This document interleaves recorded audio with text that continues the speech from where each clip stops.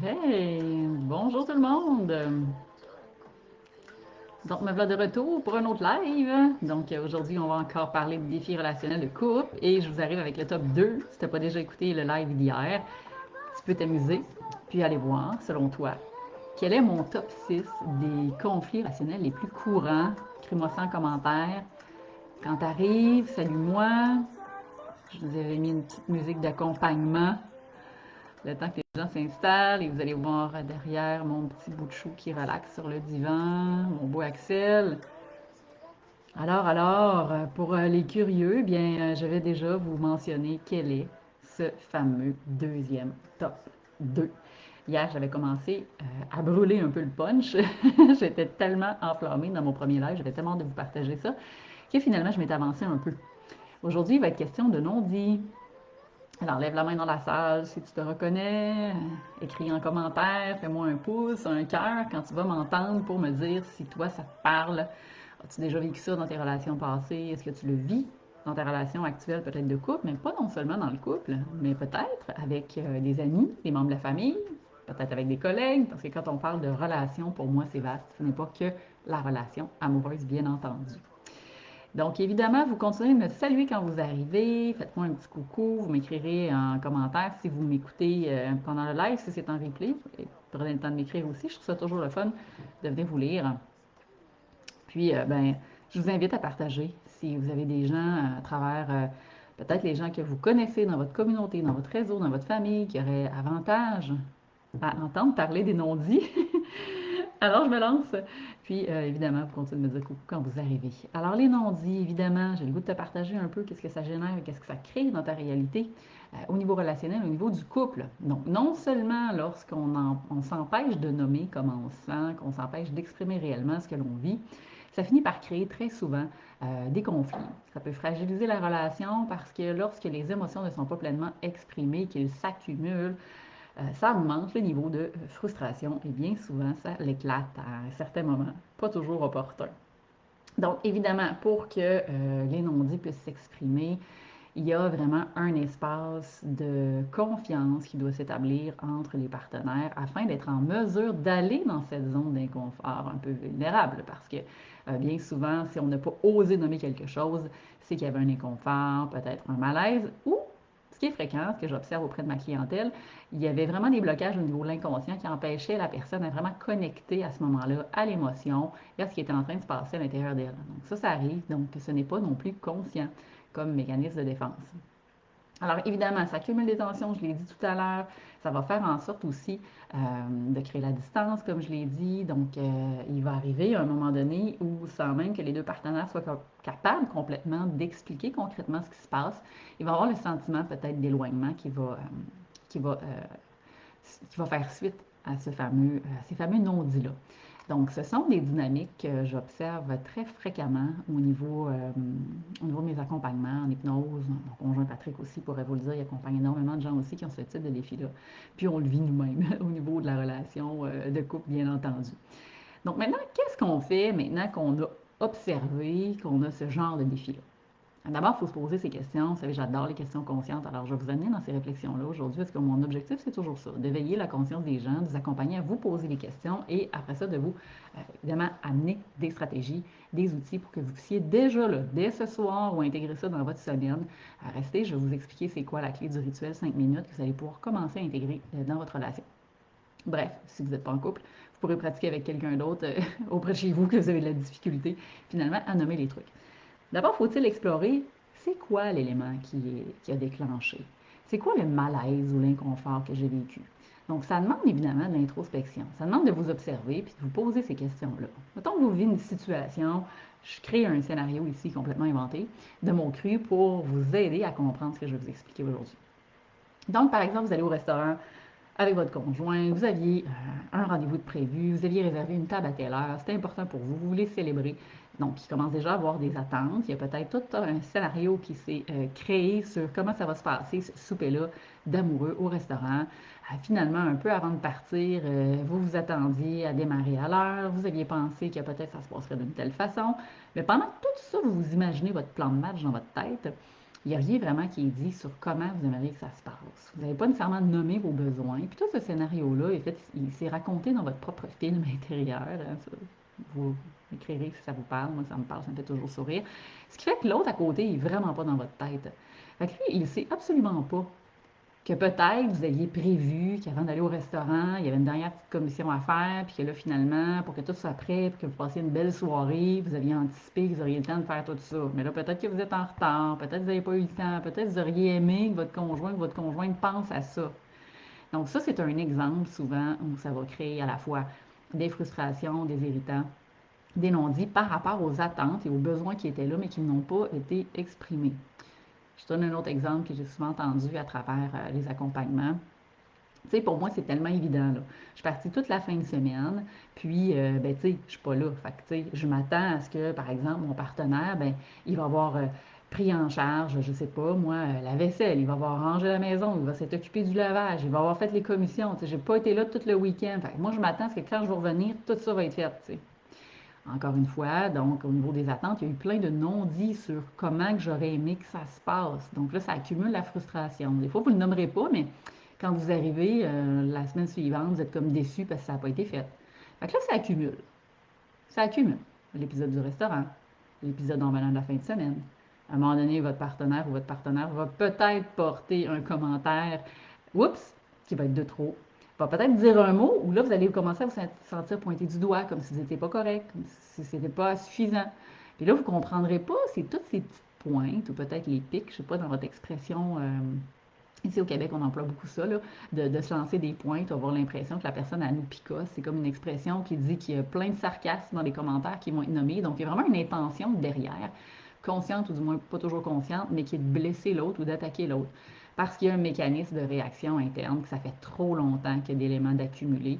Donc, quand la frustration s'installe, puis vient le temps d'exprimer ça, ça sort un peu n'importe comment pour ceux pour qui ça sort, parce qu'il y a bien des couples qui parfois ne passent pas au travers de ça, parce qu'ils ont tellement d'accumulation de chaque côté, comme j'expliquais hier, l'élastique il vient tirer, tirer, tirer, et il y a de moins en moins d'intérêt à se retrouver, à revenir ensemble.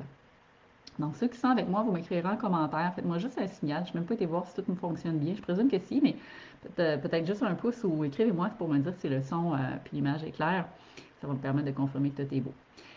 Donc, les non-dits, je ne le dirai jamais assez, c'est pas parce qu'ils sont silencieux qu'ils ne génèrent rien. Les non-dits demeurent dans l'énergie.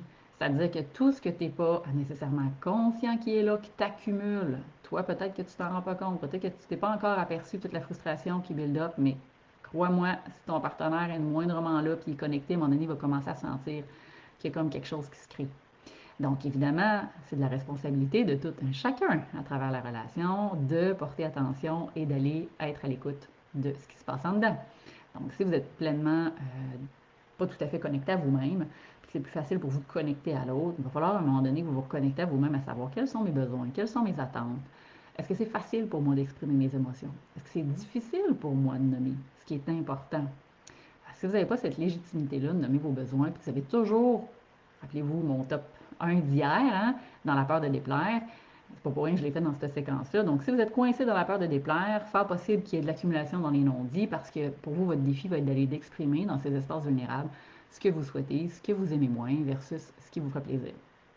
Donc, écrivez-moi si ça vous parle. Les non-dits, avez-vous déjà vécu ça? Ou peut-être que c'est pas vous qui avez été dans le non-dit, mais que vous avez clairement senti à un moment donné qu'il y avait comme une distance avec l'autre partenaire. Alors, moi, je vous invite, et je prends toujours la métaphore du bouton, je l'ai raconté hier, je vais le raconter encore aujourd'hui. C'est pas confortable quand tu as une espèce de gros bouton avec une tête blanche dégueu. Par contre, si tu le laisses là, tu peux ne jamais t'en occuper. Peut-être qu'évidemment, à un moment donné, il va finir par passer. Peut-être que tout le monde va le voir puis tu le trouveras pas beau, mais ça se peut qu'il fasse mal. Des fois, c'est correct d'aller péter le bouton ou d'aller crever l'abcès parce que quand ça fait trop longtemps que c'est là, c'est souffrant. Et ça peut prendre plus de temps à se réparer puis à guérir. Tu vois un peu où je veux en venir. Donc, moi, je vous invite, à travers l'outil que je vais vous enseigner, d'intégrer le rituel 5 minutes. C'est un rituel super intéressant à faire au niveau relationnel. Si vous n'êtes pas en couple, aucun problème. Vous pouvez le faire avec, ça peut être avec un de vos enfants, que vous vous rendez compte qu'il y a toujours plein de petits irritants comme ça. Ça peut être avec un membre de votre famille. Si vous êtes un collègue de travail. Bref, Quand on est impliqué émotionnellement, il y a toujours un petit peu plus de défis, c'est toujours des zones un peu plus sensibles et parfois inconfortables d'aller exprimer certaines choses qui nous font sentir vulnérables. Alors, je vous donne une technique ici que je trouve super géniale qui facilite ça. Donc, c'est une technique en quelques étapes. Vous allez pouvoir de toute façon faire pause sur la vidéo si vous avez besoin. Donc, pour que cette technique-là fonctionne, d'abord et avant tout, il faut se fixer une rencontre avec l'autre personne pour discuter. Donc, cette personne-là, ou ce temps-là que vous allez dédier à ce genre de 5 minutes que j'appelle le rituel de vérité, ce qui va être important, c'est de trouver un espace-temps qui convient à toutes les deux. Donc, si par exemple, une fois dans la semaine, vous vous octroyez cette période-là pour pouvoir aller discuter puis exprimer ce qu'il y a besoin d'être. Donc, évidemment, une zone neutre, dans un moment de la semaine où c'est pas nécessairement le vendredi soir à 10 heures quand vous êtes brûlé, fatigué de votre semaine puis qu'il y a de l'impatience. Moi, je suggère de trouver un moment propice où les deux partenaires vont être davantage disposés à être dans un espace d'accueil puis de réception. Donc, une fois que ça c'est fait, évidemment, il va y avoir cette idée qu'à tour de rôle, vous allez vous accorder cette période-là pour discuter. Pour nommer, par exemple, quelle est l'émotion?